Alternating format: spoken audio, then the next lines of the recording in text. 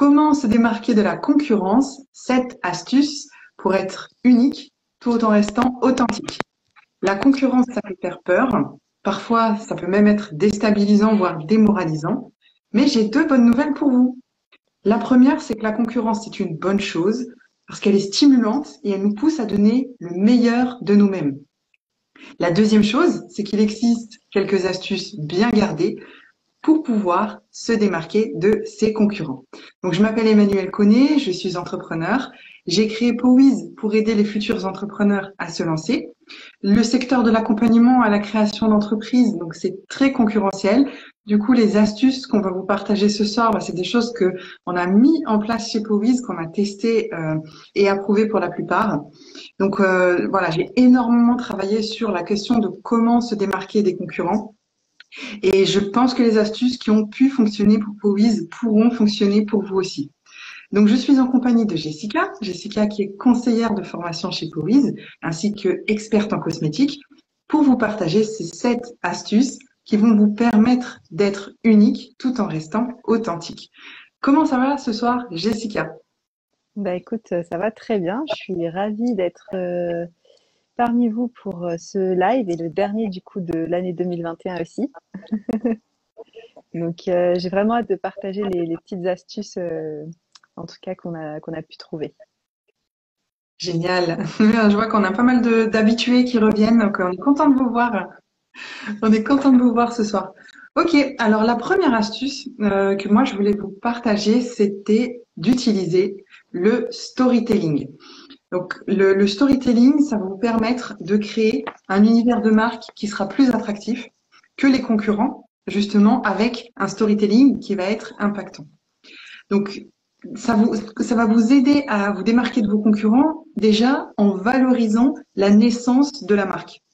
Vous avez certainement, derrière votre projet, il y a certainement une histoire. D'ailleurs, dites-moi un petit peu dans le chat si vous avez un projet qui porte une histoire, parce que le storytelling, c'est ce qui va vous permettre justement de mettre en valeur, en lumière cette histoire. Et comme elle est unique, comme elle vous appartient, eh bien, vous allez vous démarquer des concurrents. Et c'est en racontant votre histoire que vous allez pouvoir toucher les gens en plein cœur. Là, je vois qu'on a Johanna qui me dit j'ai mon storytelling qui est déjà prêt. Donc, elle a une histoire certainement derrière son projet. Du coup, elle l'a préparé, elle est dans les starting blocks. Et quand vous arrivez justement à toucher les gens en plein cœur, eh bien, l'idée derrière, c'est de créer un lien affectif qui va permettre aussi de non seulement de lancer le projet, mais aussi d'avoir une continuité. Parce qu'on pense au lancement, mais on pense aussi à l'après, à tout ce qui va se passer après et qui va vous permettre de continuer à vous démarquer dans la durée.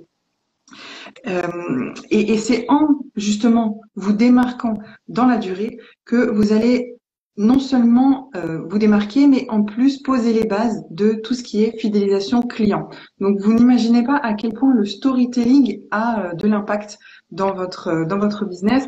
Mais en tout cas, c'est ce que je vous dis ce soir, vraiment, si vous n'avez pas de storytelling, il faut commencer à en préparer un parce que ça va faire partie des éléments qui vont vous permettre de démarquer de vos concurrents. C'est aussi un excellent moyen de fédérer une communauté sur les réseaux sociaux et sur le long terme, encore une fois. Par exemple, chez Powiz, le storytelling, c'est quelque chose que j'utilise beaucoup. Et par exemple, le fait d'utiliser ce storytelling, aujourd'hui, j'ai eu un échange avec une abonnée qui nous suit depuis 2 ans. Donc, je vois que le fait de raconter cette histoire de manière continue, eh bien, les abonnés restent attentifs. Et quand vous savez qu'il y a des gens qui vous suivent depuis 2 ans, c'est extrêmement touchant et vous voyez que finalement, votre histoire, elle est vecteur de quelque chose. Alors, je vois qu'il y a des petites questions. N'hésite pas à me le dire, hein, Jessica, parce que je parle, je parle. Yes, ne t'inquiète pas pour ça. En lisant, alors il y a Johanna qui nous parle de son storytelling. Elle s'était elle-même convaincue. Bah oui, vous êtes votre premier client. Donc, si vous arrivez à vous convaincre, vous êtes en bonne voie pour en convaincre d'autres. Donc voilà, plus vous racontez votre histoire, plus le temps passe et plus elle s'ancre vraiment dans la mémoire des gens. Et donc, vous allez pouvoir utiliser ce storytelling, cet outil, cette astuce pour vous démarquer des concurrents. Donc, vous avez vu que c'est hyper intéressant. Et maintenant, si vous ne savez pas comment faire, bah, c'est le moment de noter, hein, c'est le moment de sortir votre carnet et votre stylo pour noter comment on fait un bon storytelling. Parce que l'idée vraiment, c'est de partir d'une manière très simple de ce qu'on appelle la trame narrative. Donc la trame narrative, c'est l'histoire du héros. Vous avez peut-être déjà entendu parler de ça. Donc le héros, en fait, il commence sa vie. Au départ, c'est une personne normale qui a une vie tout à fait normale. Et il y a un élément perturbateur. Il va rencontrer un obstacle, une difficulté, une épreuve. Et ça va en fait l'amener à partir en mission, donc en quête. Il va y avoir une quête, la quête de résolution du problème, de pouvoir surmonter l'épreuve. Et en partant justement dans cette quête, il va avoir de l'aide, etc. Il va y avoir des rebondissements. Donc là, ça va être plus ou moins romancé. Et à la fin, il va trouver une solution et donc on a un happy end. Et le but en fait de votre storytelling, ça va être que la solution que vous proposez, la solution que vous vendez, elle a été pour vous un happy end. Donc voilà comment vous pouvez utiliser le storytelling pour vous différencier de vos concurrents. Vraiment, je vous encourage à faire parce que ça vous rend totalement unique. Alors, je vois qu'on a une question dans le chat. On nous demande si ce live sera enregistré. Yes, tous les lives sont enregistrés. Vous pouvez les retrouver sur notre chaîne YouTube. On a beaucoup de lives sur un tas de sujets qui touchent à l'entrepreneuriat.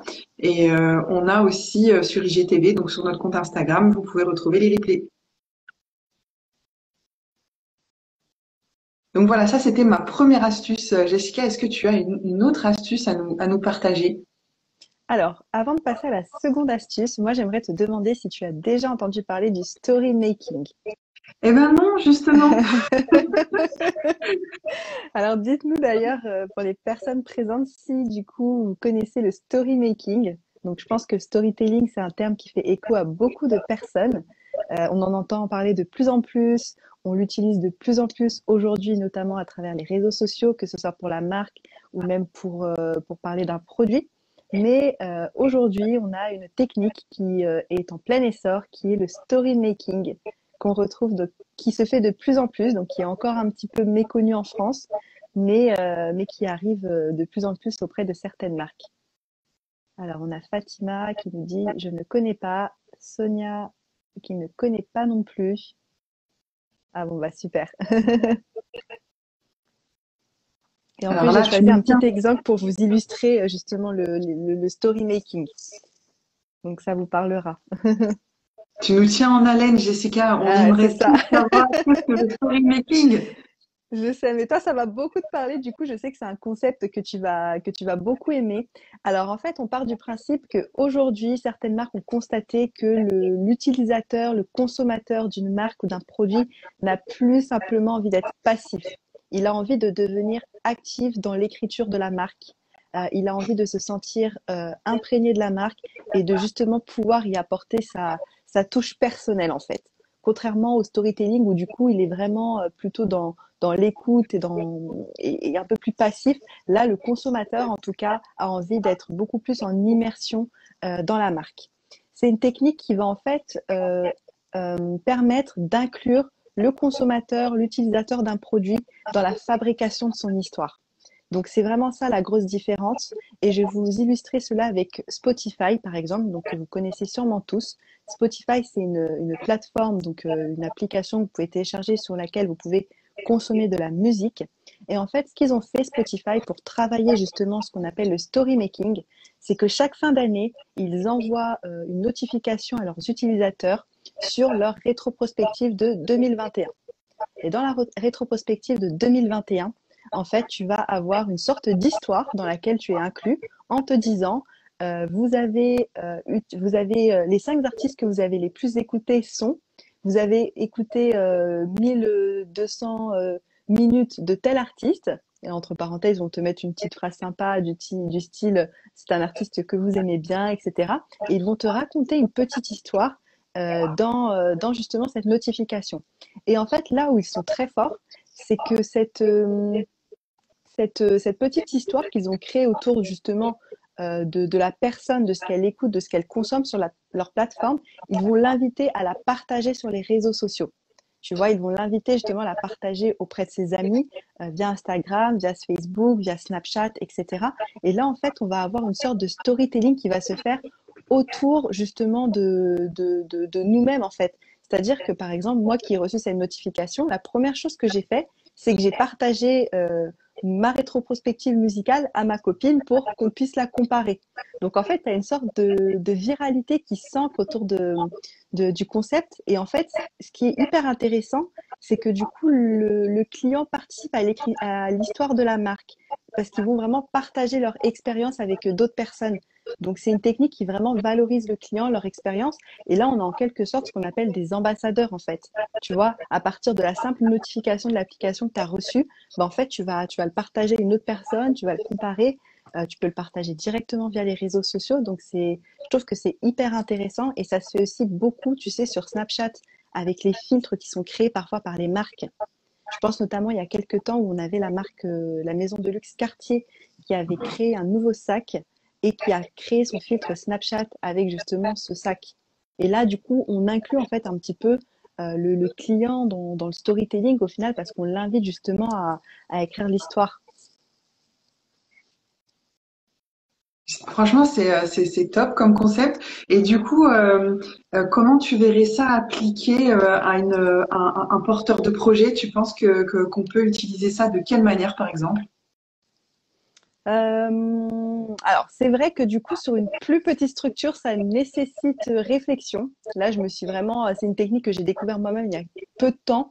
Donc là, je me suis vraiment attardée sur des gros cas d'entreprise.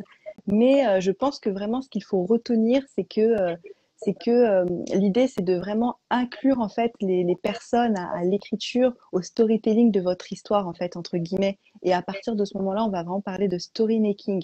Donc l'idée, elle repose vraiment sur le fait d'inclure le client dans la conception d'un produit.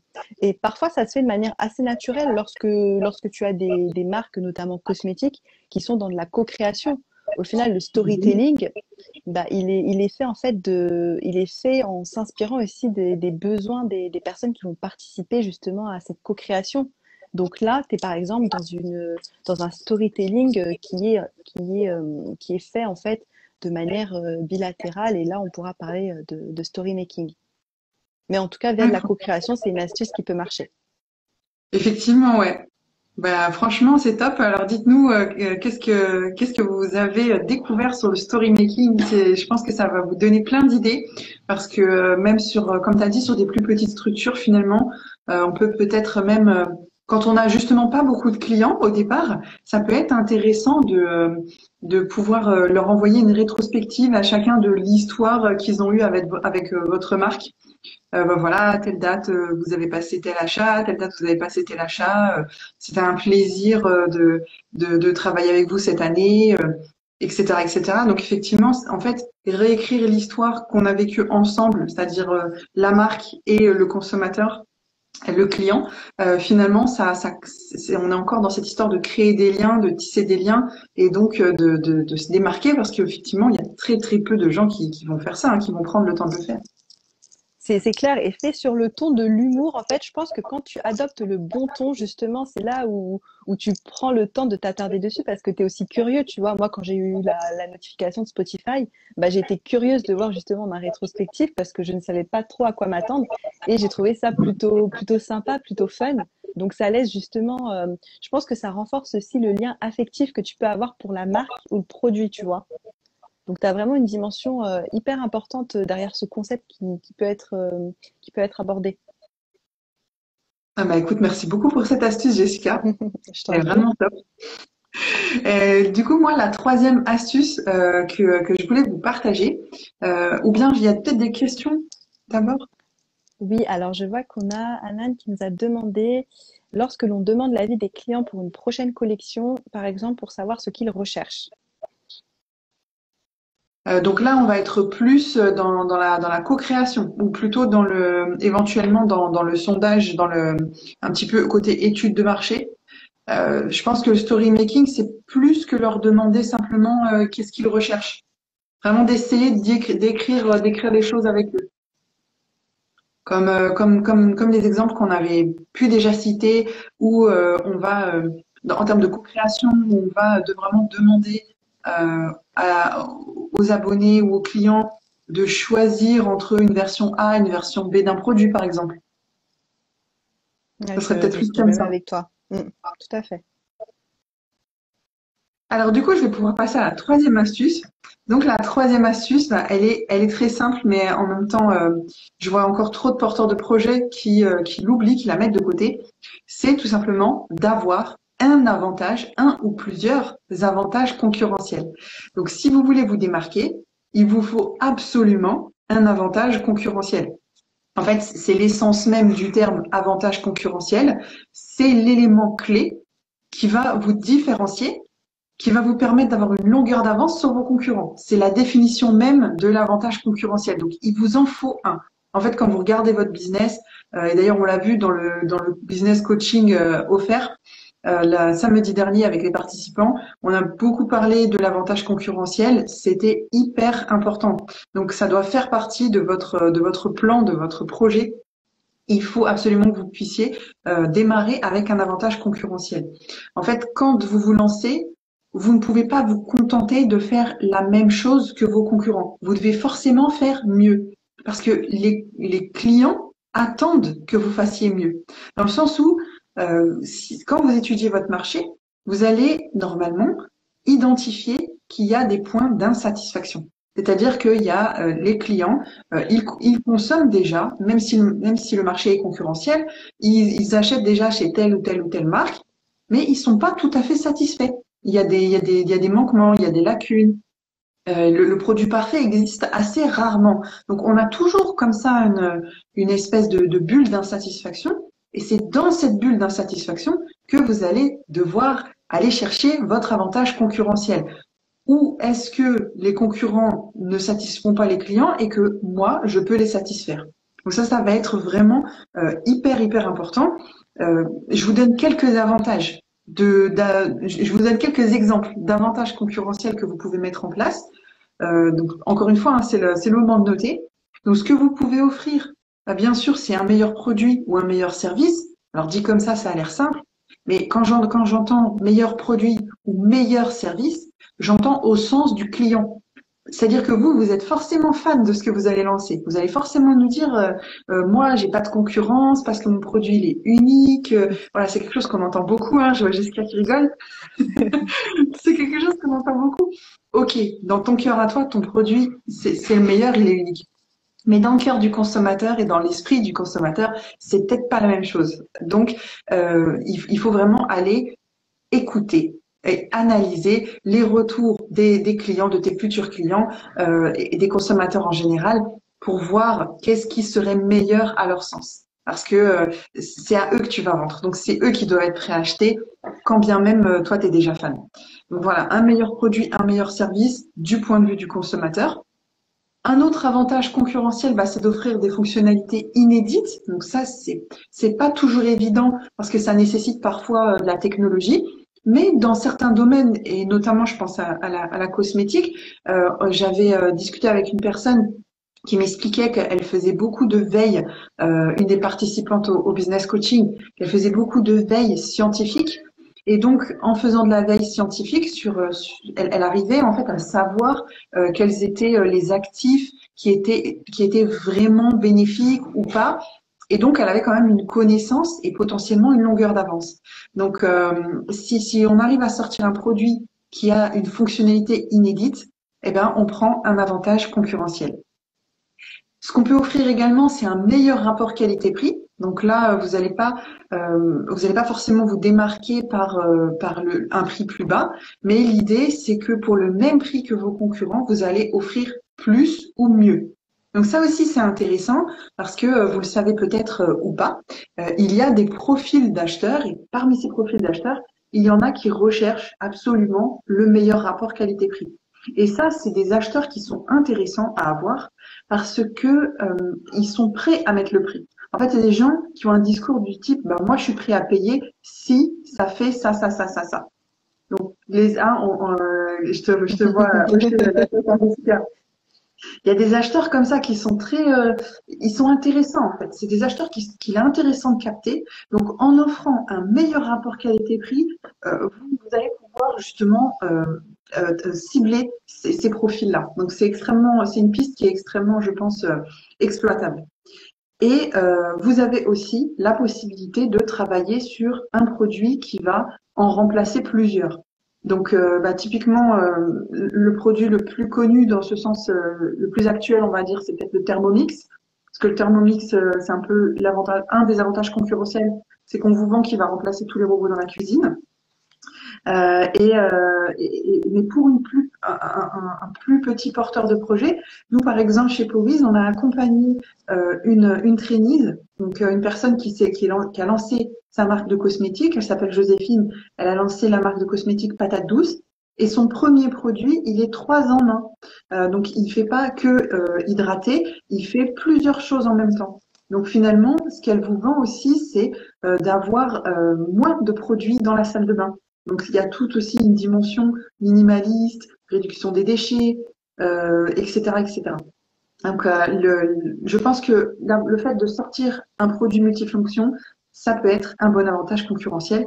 Qu'est-ce que tu en penses, Jessica, de tous ces Ouais. petits avantages concurrentiels? Yes, je suis tout à fait d'accord avec toi, effectivement. Et moi, je vais me permettre même de rebondir sur tes conseils parce que c'est dans la continuité de ce que tu as évoqué précédemment. On en a très souvent parlé et je pense que tu sais sur quel terrain je vais aller, mais de la veille de marché. Effectivement, la veille de marché, c'est aussi l'un des piliers qui va vous permettre d'avoir un avantage concurrentiel. La veille de marché couplée à de l'agilité, lorsque l'on commence dans l'entrepreneuriat, je pense que c'est vraiment un excellent combo. L'agilité, c'est justement cette capacité à s'adapter à la demande de vos clients, à faire évoluer votre offre. Donc, ça revient un petit peu à ce qu'a demandé une personne dans le chat lorsqu'elle parlait de sondage pour justement choisir ses nouvelles collections. Ça, c'est un exemple justement d'agilité dans ton projet, puisque tu montres que tu es capable justement de sonder des personnes et d'adapter ton offre par la suite en fonction de leurs besoins. La seconde chose, c'est la veille de marché. C'est hyper important parce que pour moi, c'est ce qui permet d'avoir une longueur d'avance. Aujourd'hui, à l'heure où je vous parle, on a déjà les tendances de couleurs pour 2022 qui sont sorties des plus grands cabinets d'études. Ça veut dire qu'une personne qui est dans le prêt-à-porter, à l'heure actuelle, elle est capable déjà d'anticiper sa collection printemps-été 2022, par exemple, parce que les couleurs sont déjà tombées. Donc, tu vois, le fait de connaître justement ces éléments, d'avoir une veille de marché constante, pas forcément sur son secteur d'activité, mais même en dehors, ça permet vraiment d'avoir une longueur d'avance. Tu vois, moi, je suis une marque de créateur, j'ai déjà connaissance des couleurs qui vont être à la mode l'été prochain. Bah, je peux déjà commencer à anticiper peut-être en petite série des modèles ou des coloris parce que je sais que du coup, je serai sur les couleurs tendances. Là, on sait que cet hiver, on a beaucoup le marron chocolat qui revient. Tu en es la preuve en image, mais c'est une couleur qui était déjà anticipée. C'est-à-dire que cette couleur, elle était déjà dans les prévisionnels. Mais nous, en tant que consommatrices, eh ben, on s'en rend pas vraiment compte. On s'en rend compte que c'est une couleur à la mode une fois qu'elle arrive dans tous les magasins et une fois qu'on la voit portée par tout le monde. Mais quand on est une marque, on sait déjà que c'est la couleur qui sera tendance. Et là, du coup, les couleurs de 2022, elles sont déjà annoncées. Donc, je pense que justement, en ayant cette écoute du marché, en ayant les bonnes informations, en ayant les bonnes sources où les rechercher, ça permet aussi d'avoir une longueur d'avance. Et c'est valable sur beaucoup de secteurs, hein. Là, je me suis attardée du coup sur une couleur qui peut faire écho à la mode, mais c'est pareil pour les cosmétiques et d'autres secteurs, bien évidemment. Ah oui, c'est certain que quand vous êtes futur entrepreneur, il faut sortir des raisonnements du consommateur. Et il faut devancer, il faut anticiper. Et la veille de marché, donc écouter son marché, surveiller les tendances, prendre des informations un peu partout, ça c'est vraiment ce qui va permettre d'avoir une longueur d'avance. Surtout si vos concurrents le font moins. Voilà, si vous savez que vos concurrents ils ont tendance un petit peu juste à se copier les uns les autres sans qu'il y ait vraiment d'anticipation, bah, en faisant ça, vous passeriez devant. Donc ça Ouais, peut être on devient très différent. précurseur en quelque sorte, en fait. On devient précurseur et c'est là où justement les concurrents vont vous copier aussi. C'est-à-dire que vous avez sorti quelque chose de différent au niveau des couleurs. Ah bah, là, les concurrents vont se dire, ah bah c'est bizarre, c'est différent de ce qui se fait, c'est pas les couleurs du marché, je comprends pas, est-ce que du coup c'est bizarre ou est-ce que justement c'est un coup d'avance? Donc c'est là où de ce fait on va devenir précurseur. Alors j'ai vu qu'il y avait une question de Johanna annoncée par qui? Alors c'est des cabinets d'études, j'ai pas les noms en tête, mais on a un référentiel qui est très connu, qui est même le Pantone, qui est l'un enfin qui est justement les Pantones, c'est les couleurs aussi qui vont être annoncées. Chaque année, tu as une couleur qui fait partie du Pantone, qui est un petit peu la couleur de l'année, mais ça c'est des choses que tu peux trouver très facilement sur Internet. Généralement, tu as souvent des communiqués de presse ou des annonces qui sont disponibles sur leur site. Ah oui, oui, c'est exactement ce qu'on disait dans le live sur la veille de marché. C'est justement de chercher les grosses sources d'informations chez les gros acteurs, les acteurs historiques qui peuvent publier des communiqués de presse et en cherchant bien, en faisant un petit travail de fourmi, on remonte et on retrouve les informations assez facilement. Yes, exactement. Donc, bienvenue à tous ceux qui nous rejoignent. On parle ce soir de comment se démarquer. On vous donne 7 astuces pour pouvoir être unique tout en restant authentique, pour que vous puissiez vous démarquer de vos concurrents. Donc, on a déjà parlé de storytelling, de story making. On a parlé aussi de l'avantage concurrentiel. On est revenu encore une fois sur tout ce qui était agilité et veille de marché. Excusez-moi. Et on va passer à la cinquième astuce que j'appelle la méthode Salt Bay. Donc ça, c'est vraiment quelque chose que j'ai envie de partager parce que pour moi, c'est un phénomène. C'est un phénomène et du coup, j'appelle ça la méthode Salt Bay. En fait, quand vous voulez vous démarquer de vos concurrents, il faut bien que vous compreniez que on peut se démarquer sur différents versants. Et si on veut aller sur le terrain de la communication, on fait le choix de se démarquer par sa communication parce que au niveau des produits, bah, on peut pas tellement innover de manière technologique ou voilà. On peut aussi, voilà, utiliser vraiment la communication pour se démarquer. Et dans un secteur où tout le monde fait à peu près la même chose, bah, ça peut être un parti pris totalement gagnant de justement aller à contre-courant. Et le meilleur exemple de ça, pour moi, enfin un des meilleurs exemples, c'est le restaurateur Nusret Gokse, alias Salt Bay, donc que vous connaissez peut-être avec son geste qui jette du sel sur la viande.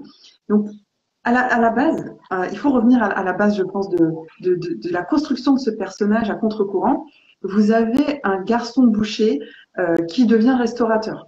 Donc jusqu'ici, tu connais toi Jessica Solveig? Ouais, oui, du coup, ouais. Comment passer à côté? Effectivement, il y a même des mèmes, des gifs, etc. Ah oui. Donc voilà, jusque-là, on a un garçon boucher, il devient restaurateur, rien d'incroyable, rien qui sort de l'ordinaire. Et tout d'un coup, on a ce personnage qui émerge, qui est incroyable, qui est inimitable. C'est là qu'apparaît le fameux Salt Bae. Donc, vous avez ce personnage qui est finalement aux antipodes du garçon boucher, timide, qui reste derrière ses fourneaux, voilà, qui baisse la tête, qui est toujours à la cuisine et tout. On a donc Salt Bae, c'est tout le contraire.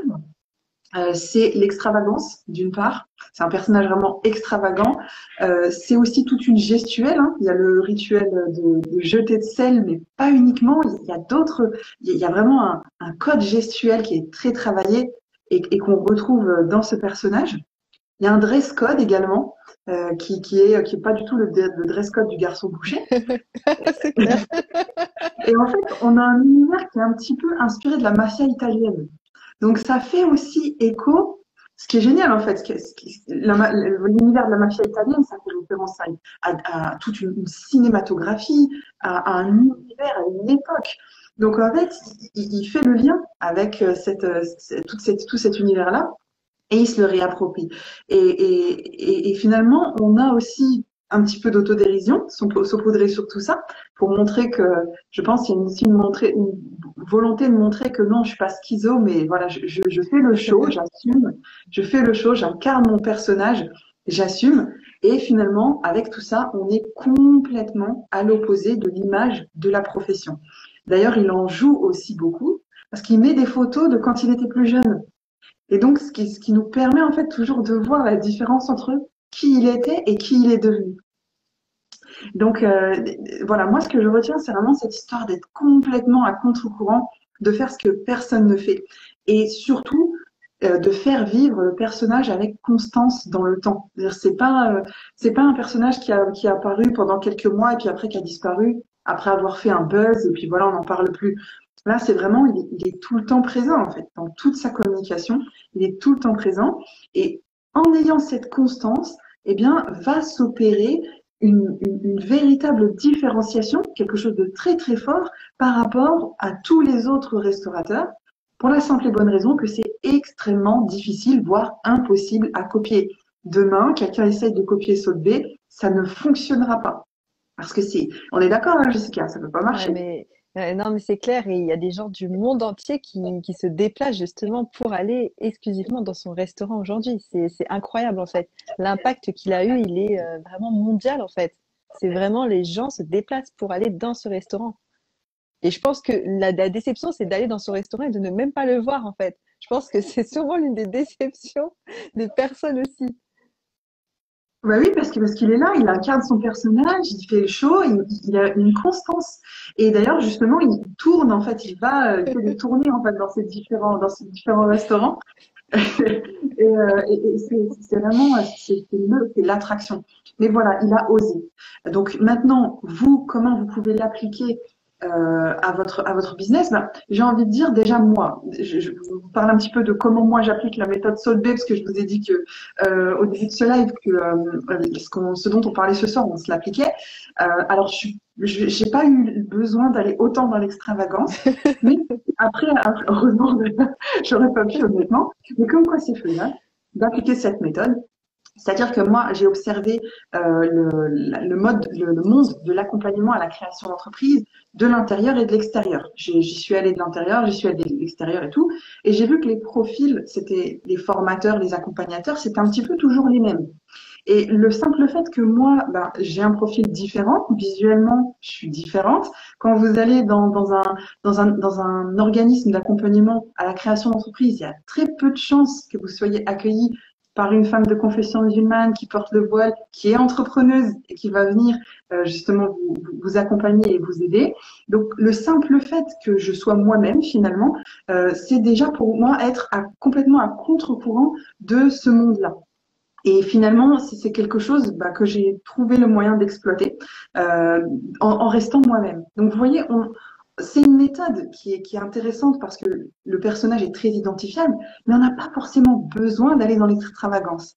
Il y a même des domaines dans lesquels, par exemple, il y a des domaines qui sont très, très, très masculins. Et le simple fait d'être une femme dans ce domaine-là suffit à être complètement à contre-courant. Et inversement, il y a des domaines qui sont très féminins et le simple fait d'être un homme suffit à aller à contre-courant. Donc, vous voyez, des fois, il ne faut pas grand-chose, mais il faut, je pense, que vous vous posiez. Donc ça, c'est le conseil que je voulais vous donner pour que vous puissiez vous l'appliquer.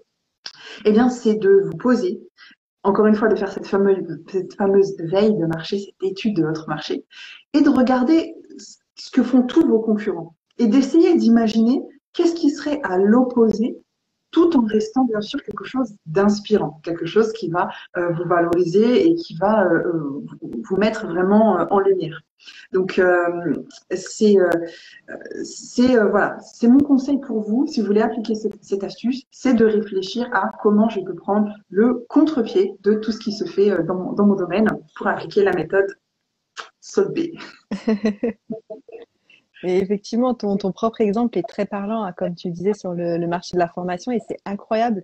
On se rend compte que tu as juste eu besoin d'être toi-même, de ne même pas rentrer dans un rôle pour justement être ton propre élément de différenciation au final. Donc, c'est un exemple incroyable, je trouve. Bah écoute, merci. Mais en plus, c'est difficile à copier. Tu vois, c'est difficile à copier, tu vois. Quand vous êtes vous-même, Ouais. vous vous différenciez par vous-même, personne ne peut vous copier. Et ça, c'est ce qui vous rend unique. C'est ce qui fait que les gens vont venir justement vers vous et non pas vers les concurrents parce qu'il y a quelque chose qui se passe, il y a une projection, une identification, une affinité. Et donc, vous avez juste besoin d'être vous-même. Donc, c'était ça ma cinquième astuce. Alors, pour la sixième astuce, alors si jamais vous avez des questions, n'hésitez pas à nous les poser dans le chat, hein, on y répondra avec, Avec plaisir. On a Johanna qui nous dit qu'elle a peut-être une idée. Donc super, c'est que du coup, ça a pu t'inspirer tous ces petits conseils.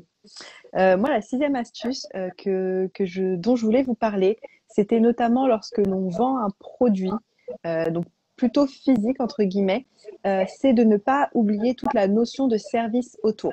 Je sais que la notion de service, quand on débute dans l'entrepreneuriat ou même pour beaucoup de personnes, elle est encore un petit peu floue. Il y a beaucoup de personnes qui ont du mal à appliquer le marketing lorsqu'ils proposent un service ou une prestation de service, alors qu'au final, vraiment, la logique en fait marketing et la logique en fait de manière globale, que ce soit en marketing ou communication, reste vraiment la même. Mais lorsqu'on vend un produit, je pense que c'est hyper intéressant de se dire qu'on ne vend pas simplement un produit. On peut vendre une offre complète. C'est-à-dire l'offre, ça peut être un produit et un service. Et le service, c'est à vous de le définir en fait, et c'est ce qui peut être aussi un élément de différenciation. Je vais illustrer ce propos. Par exemple, demain, vous vendez un produit cosmétique. Le service que vous pouvez associer au service cosmétique, ça peut être simplement l'envoi d'un e-book de 3 pages sur une routine de soins pour avoir une plus belle peau pour l'hiver, par exemple. Ça, c'est un service. Donc, c'est quelque chose qui va être intangible, mais que vous allez pouvoir proposer à votre cliente. Ce qui est hyper intéressant, c'est que du coup, la cliente, déjà, elle va avoir son produit, donc elle a acheté ce qui est normal, mais elle va repartir avec quelque chose en plus, entre guillemets. Donc, c'est comme si, en fait, elle repartait avec deux choses. Et je trouve que du coup, c'est quelque chose qui est un petit peu mis de côté, qui se fait pas forcément de manière instinctive. Alors parfois parce que du coup c'est un peu difficile de se dire qu'est-ce qu'on peut proposer aux clientes, etc. Mais l'idée c'est de se dire qu'on offre quelque chose qui peut être gratuit pour pas forcément avoir de frais supplémentaires, mais de se dire quel est le service que je peux associer à mon produit. Alors par exemple si vous êtes plutôt prestataire de service, on va plutôt prendre en compte la notion de service client. Et ça, je l'entends par exemple, je prends l'exemple justement d'un web designer. Là où vraiment il peut faire la différence, ça va être sur la qualité du service client qu'il aura. C'est-à-dire, combien de temps il sera disponible après sa prestation, sur quel support, à quel moment, le temps de délai de réponse qu'il peut apporter. Donc en fait, le service, ce sera surtout voilà, sur tout le service client qu'on va associer autour de la prestation classique. Et ça, mine de rien, c'est des éléments qui font vraiment écho aux clients. Moi, je vais vous donner un exemple tout simple que j'ai reçu, par exemple, il y a peu de temps. J'avais commandé du coup des produits de maquillage donc d'une jeune entrepreneuse française, donc qui est vraiment une petite marque encore à l'heure aujourd'hui. Et dans le colis, j'ai reçu une petite carte vraiment très qualitative de sa marque avec des modèles, une carte que j'ai trouvée vraiment très jolie, que j'aurais pu accrocher. Bah, c'est une carte que j'ai gardée.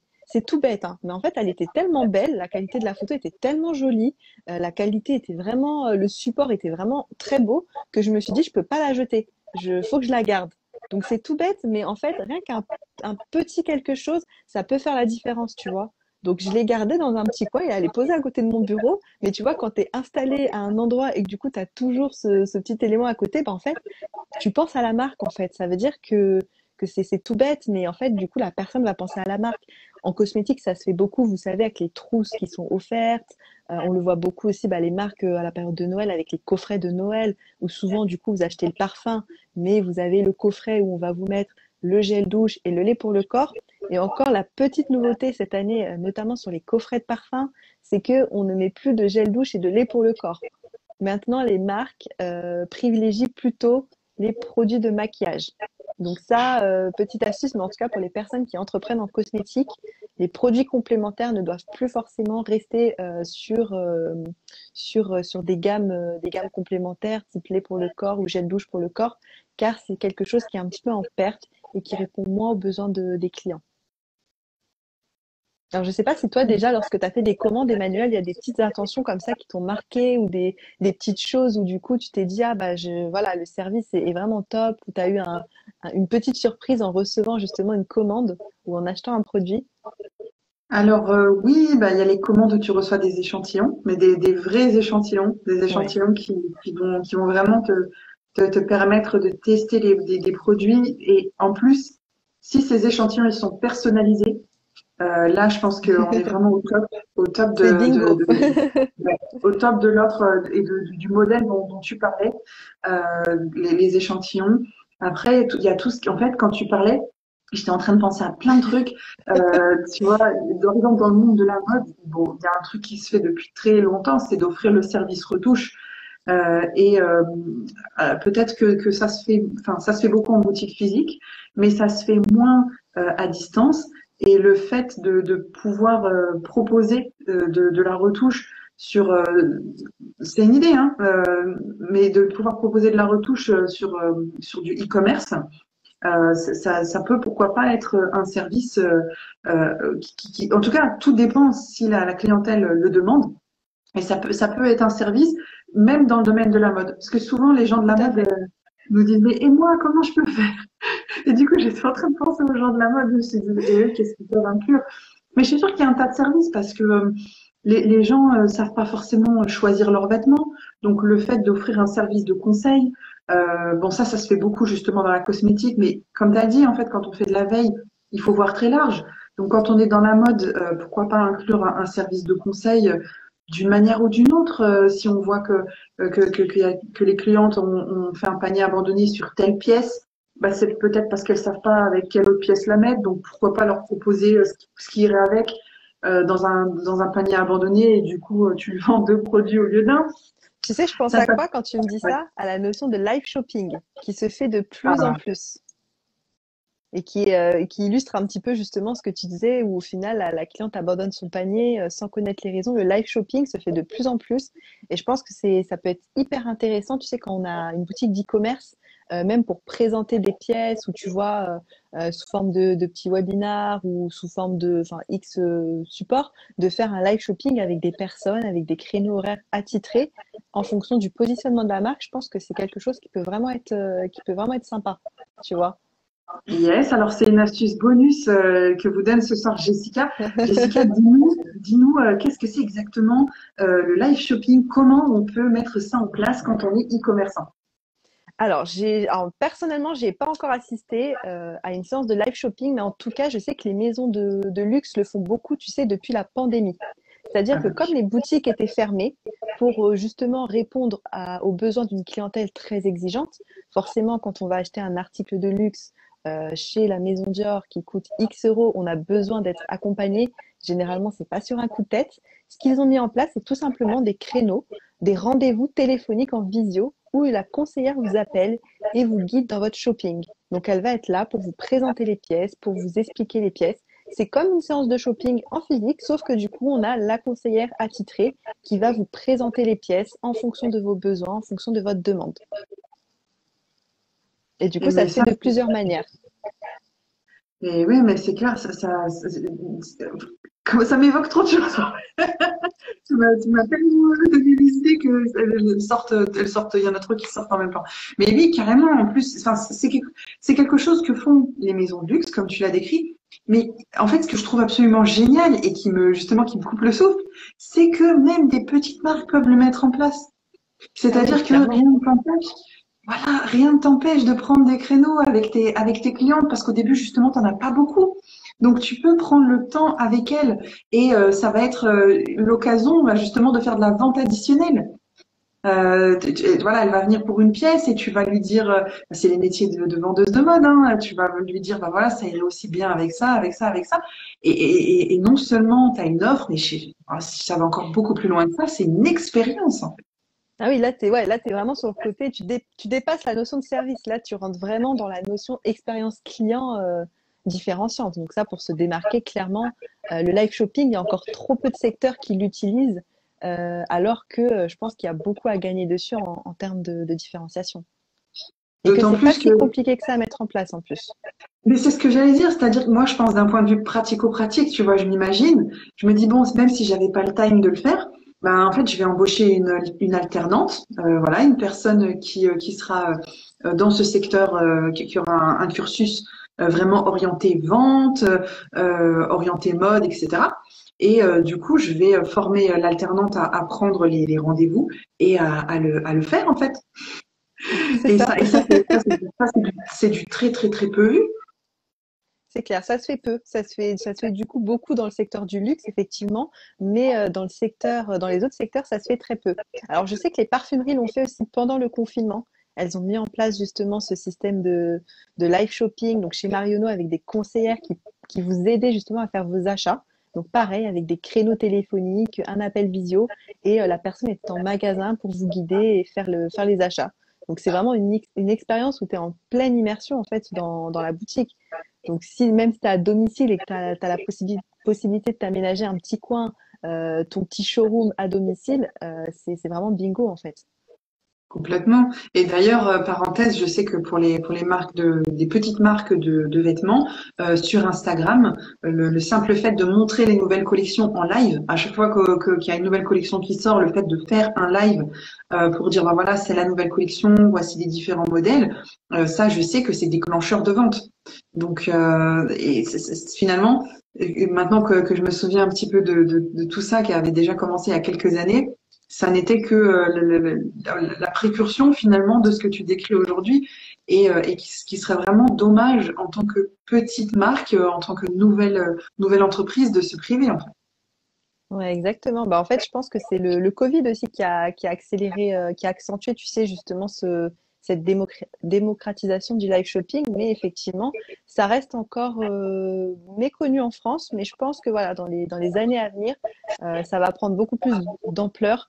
Je sais pas si tu as déjà vu un petit peu les prévisionnels e-commerce qu'ils annoncent d'ici les quelques années.